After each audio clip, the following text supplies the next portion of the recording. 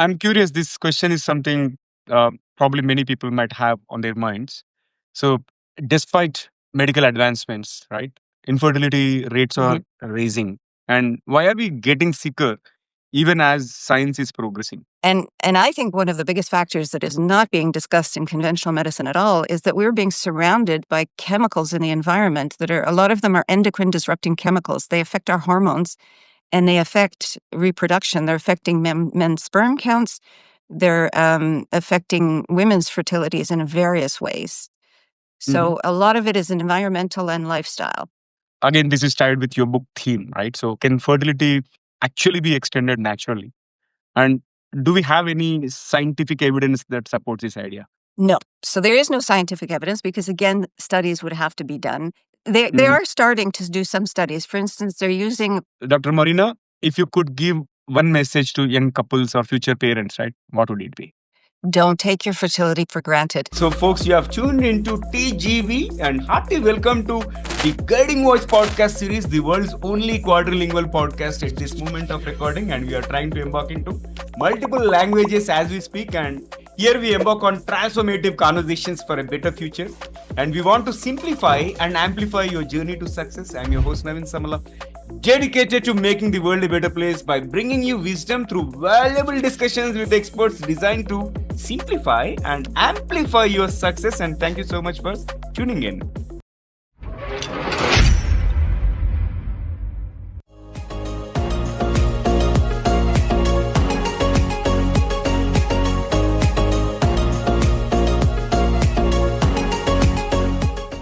So, folks, welcome back to yet another episode of the Guiding Voice podcast series. And we are joined by Dr. Marina Straszak-Suri. She's a leading OBGYN, and with over 30 years of experience, she specializes in women's health, fertility, and reproductive education. And as an assistant professor at the University of Ottawa and author of Optimize Your Fertility Naturally, she bridges modern medicine with holistic wisdom, empowering couples to reclaim their fertility journey and also nurture healthier generations.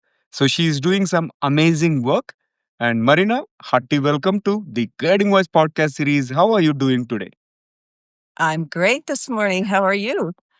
I'm doing fantastic. So on a roll, and we'll get the ball rolling. And before we get started, here's a basic question. Why do you think somebody should spend their valuable time and listen or watch our episode today? Well, fertility is an ongoing problem, or I should say infertility. Um, Many more people are having problems with infertility now, and it's to the point that fertility rates are so low in most countries that they're not replacing their population, which means in 1 to 2 generations, there won't be a workforce to sustain the population, and that is very worrisome. All right. So, folks, today we are going to have an interesting conversation, and most important, it's an important conversation on the topic at hand. Optimize your fertility naturally. And we are going to get all the lessons from 35 years of women's health experience that Marina has accrued so far. But before we get into the mainstream question, here is an exciting twist. As always, let us tickle our guest's brain first. So, Dr. Marina, get ready for a rapid fire round of random words. I'm going to mention a few, and I would love to hear the first thing that comes to your mind in response without thinking much. And if you're ready, let's get started. All right. Okay. All right, superb. I love your energy. And here comes my first word, curiosity, Learning, invention, ingenuity, future, bright, universe, vast, success, success, fulfillment, aliens, interesting, role model, my mother, hmm and then life. exciting, The last one is fertility. the future, Amazing. I loved your responses. So crisp and to the point. Thank you so much for participating in rapid fire round number one. There is one more rapid fire round toward the end of the episode. Stay tuned. And Marina, thank you again. And I appreciate you joining us and also being part of our journey in shaping the careers and lives of millions across the globe. So let's get started with the mainstream questions. So talk to us about who is your guiding voice? My guiding voice, I think that goes back to role model, who is my mother. Mm-hmm. She had a career in the 1950s and 60s, which was Wow. unusual where I grew up Yeah. in Ottawa. Mm-hmm.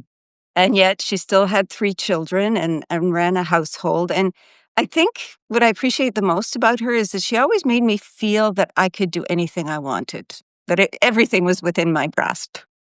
Wow. I love it.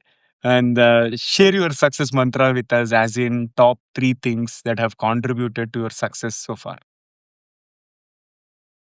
I would say hard work, tenacity, Mhm. and resilience. Super. And I've gone through your work, and you have said that our future society depends on how we address the declining fertility. So, share with us what is driving this silent fertility crisis globally. Well, I think it's a multifactorial problem. As usual, most complex problems are multifactorial. And certainly the way our society is now, women are delaying pregnancy for a number of reasons. And actually, this is what sparked me doing research on this book, because my daughter graduated from medical school a few years ago. And for her birthday present, she asked if I would pay for her to freeze her eggs, which was quite an unusual request from a daughter. Now, I hear that Yeah, request in my practice all the time, but I didn't expect indeed. to hear it from my daughter. But she's like many professional women. She wants to develop her career, and in order to do so, she is delaying her pregnancy. And one of the things women are doing now is freezing their eggs. But a lot of women don't realize that that's not a done deal. It doesn't mean it's going to happen. There's still all sorts of issues along the way. So that really, when she said that, my first reaction was, oh, yes, of course, I'll help you. After all, I want grandchildren. But my second reaction was, she was starting a residency program in emergency medicine.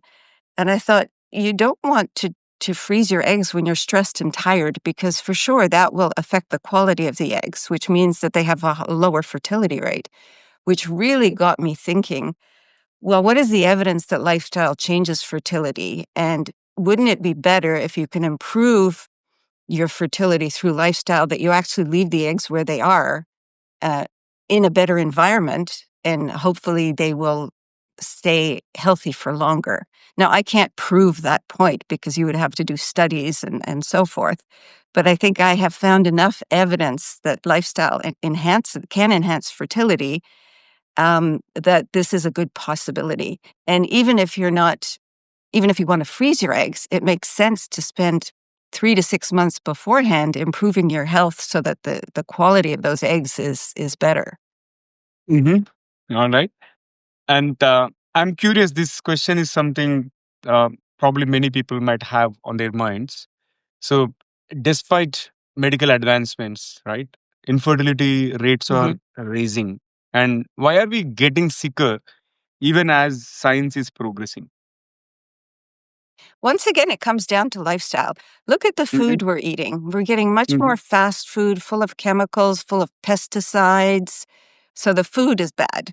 Our lifestyles, most people are not getting enough sleep. Most Hmm. people are very stressed and not managing it well. They recognize they're being stressed, but they're not making an effort to manage it.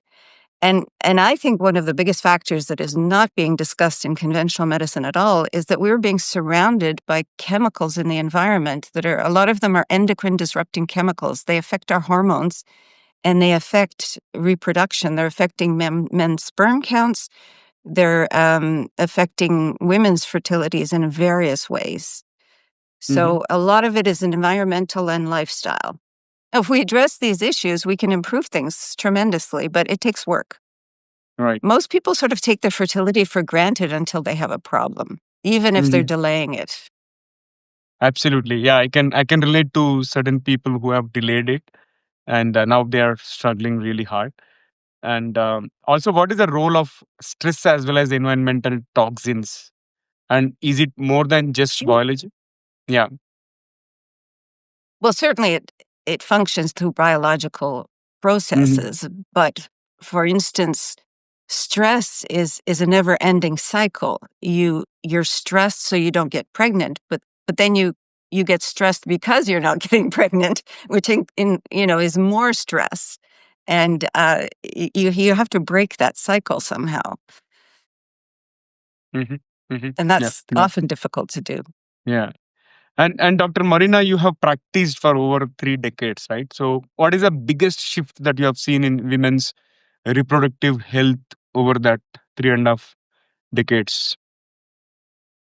I think most doctors will agree with me is the incidence of chronic disease has escalated.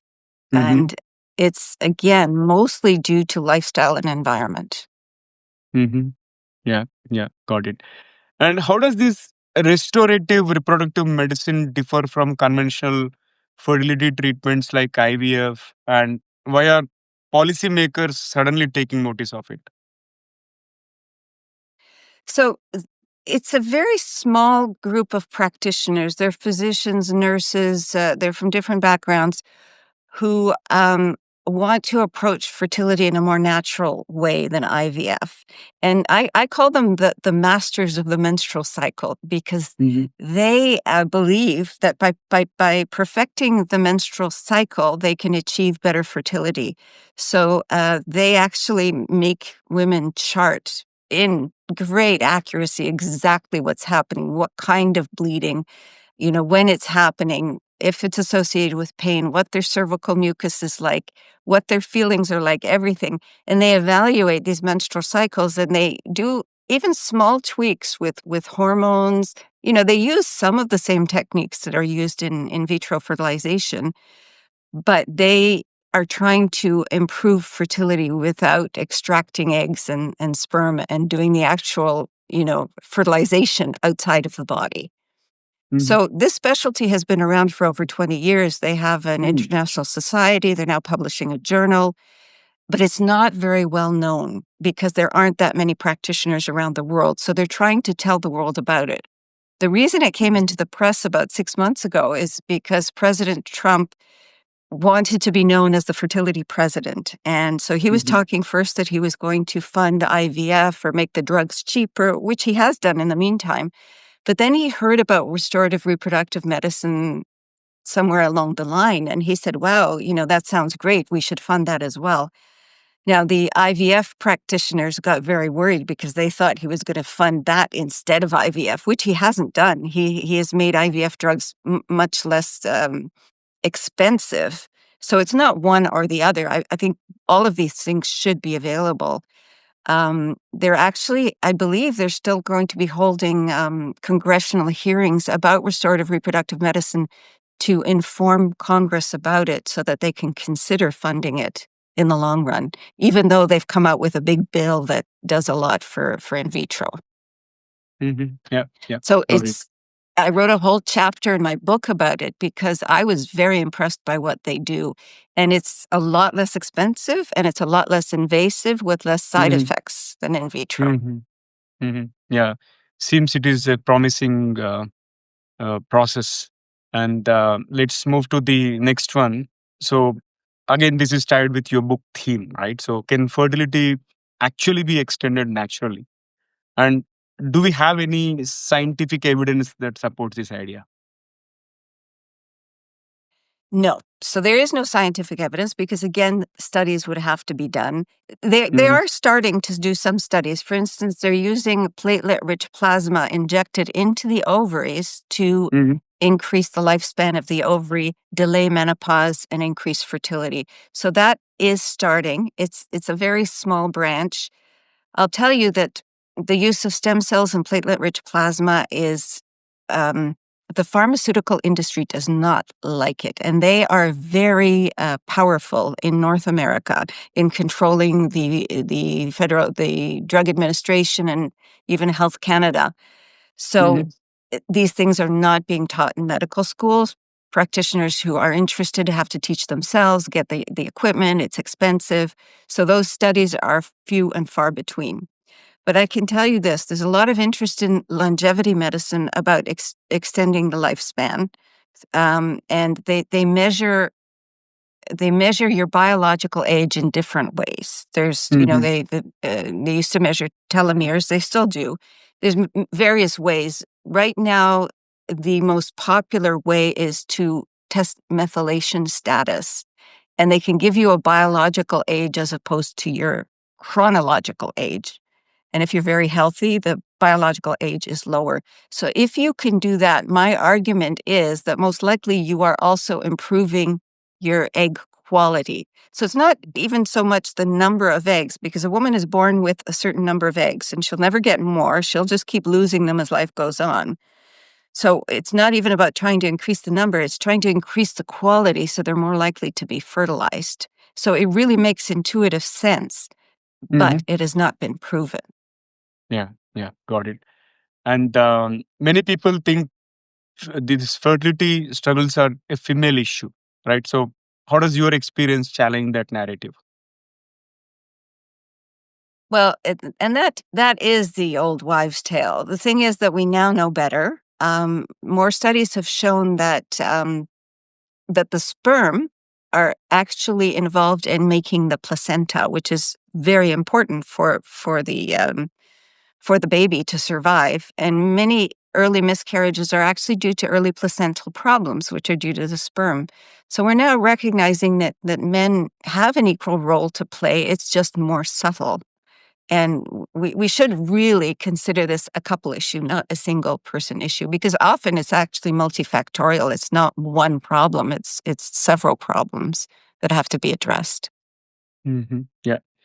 Got it. And this has been an insightful and incredible conversation so far. And it's time for us to add some more spice and excitement to the episode, which means it brings us to the second rapid fire round. So, shall we keep going? Mm-hmm. Okay. Oh, let's My try. first, yeah. My first bullet. And if you could have one gigantic billboard anywhere with anything on it, what would it say? I don't want to advertise for Nike, but I would say just do it without a running shoe. And can you describe yourself in just one word? Can you describe yourself with one word? That's a tough go. That's a very tough issue. Um, can I use 2 words? Yeah, please go ahead. I would Granted. say I'm a lifelong learner is how I describe myself. I am constantly learning, Mm-hmm. and that's my curiosity. That's what keeps me going. Wow, nice. IVF or natural restoration, which gives more satisfaction as a doctor? I would say natural restoration. Now I'm more holistically inclined than some of my colleagues. I Mm-hmm. think, IVF is miraculous, but Mm-hmm. if you don't have to go through it, I think the preference would be not to go through it. It's a tough process, an expensive process that has side effects. So I go for natural all the way. And one fertility myth that makes you roll your eyes. That's going back to the fact that it's a women's problem, and it's not. Mm-hmm. It's a couple issue. Yeah, fair enough. A habit that silently kills fertility. There are so many. Um, Being sedentary, not getting enough sleep, being so stressed. I mean, those are all Mm-hmm. major. All right. And one superfood you swear by for reproductive health. I don't think there's one superfood. There's many superfoods, but I guess if you pin me down to one, I would say antioxidants, which basically colorful fruits and vegetables have the most Mm-hmm. antioxidants Mm-hmm. in them. One life lesson you learned from your patients. My patients taught me to listen. Hmm. And you get so much more by being quiet when you first go to medical school, you learn to ask questions because you want to make a diagnosis, and you're rapid fire questions. But if you just people need time to think and to really talk. You really need to give them space to talk. And people appreciate it so much. Even if you can't help them, they Mhm. appreciate that you listened. It's Mhm. amazing. Right. Describe motherhood in just one word or two words. Love. Wow. And here comes the last one for the second rapid fire round. What is one electronic gadget or a fantasy gadget that you like to see or invent yourself? So right now, when you do IVF, it is possible to measure egg quality. When they extract the eggs, they actually photograph it and use artificial intelligence, which can give you percentage chance that this egg will be fertilized. So that's actually a measure of egg quality. I wish one could do that by leaving the eggs where they are. If there was an instrument that could just scan your eggs and say, oh, this is your egg quality, that would be great. I don't know if I will invent it. I would love to be able to, but It might become a reality. Whatever human mind can conceive, you never know. yeah, it can happen. That's Good right. one. I loved it. And yeah, that was an interesting second rapid fire. Let's flip back to the mainstream. So, Dr. Marina, if you could give one message to young couples or future parents, right, what would it be? Don't take your fertility for granted, especially if you're planning on delaying. You should still, at least make sure everything is healthy. So many women are having irregular periods and painful periods. It's just being covered up with the birth control pill, but the underlying problem, the patients aren't even told that there's a potential fertility problem, and Mhm. it's not fixing the underlying problem. So investigate much earlier, even if you're Mhm. not ready to get pregnant. Yeah, yeah. Got it. Such a powerful message. And I thoroughly enjoyed talking to you. How is your experience being hosted on TGV, the Guiding Voice? Great. It's been lovely to talk to you. And I want to say hello to all of India. I do have friends and family there, so And do you want to tell a secret to our audience? a secret, a Yeah. secret. Hmm, that's a tough one. Uh, hmm, Okay, I'm sort of I'm like referring to Suri. I have I'm no referring to secrets. Suri. I'm referring to Suri. Oh, that secret. That secret's my husband's a Saradar. He actually went to medical school in Gwalior, but he's from Kenya originally. So Ah, but he does have family in India. all right. Got it. Thank you. Thank you for sharing that. And it was really a pleasure talking to you. And I wish you all the very best in everything that you do and continue doing the great work. And looking forward to hosting you again in future. Can I And just I say wish one you, thing? yeah, please. If anybody's interested in my upcoming book, or I do a weekly blog on fertility issues, my website is drmarinaobgyn.com. It's drmarinaobgyn.com. And if you want to go to the blog, it's /blog. There's a waiting list for anyone who's interested in the book, which I hope will come out in mid-January. All right. Great. Thank you so much for sharing that. And folks, you'll find Dr. Marina's website link in the show notes or episode description. Please give it a shot. And also, I strongly recommend you to order the book and follow the insights. Amazing. So, thank you once again. And folks, before we jump into the fun trivia section, we have a quick request. If you have enjoyed the conversation and found it useful, request you to share with at least three of your friends or colleagues or family members who would also like the guiding voice. So, spread the knowledge and help others grow just like you. And having had amazing conversation with Dr. Marina Straszak-Suri about infertility and most importantly, how to optimize fertility naturally, I thought of presenting you few lesser known facts about fertility as well as infertility. The first fact is that the global fertility rate has dropped by over 50% since 1960. Earlier, it was 5 births per woman to just 2.3 today. And second fact is that male infertility contributes to nearly 40 to 50% of all fertility cases, yet remains one of the least discussed issues in reproductive health. It is not just in India, but across the globe. And exposure to everyday chemicals like BPA and phthalates can lower both sperm quality as well as egg health. And they are found in plastic bottles, cosmetics, and receipts. And the next fact is that according to World Health Organization, 1 in 6 couples worldwide now faces infertility. That's a whopping number. And studies show that stress can reduce conception chances by up to 30%, proving that emotional health is not a luxury and it's biological necessity. So that is all from the trivia perspective and also for today. So folks, thank you so much for tuning in and also for being part of our awesome TGV family. So until next time, take care and remember, the best is yet to come. Goodbye for now. See you all in the next episode with another amazing guest. Take care. Love you all. Bye bye.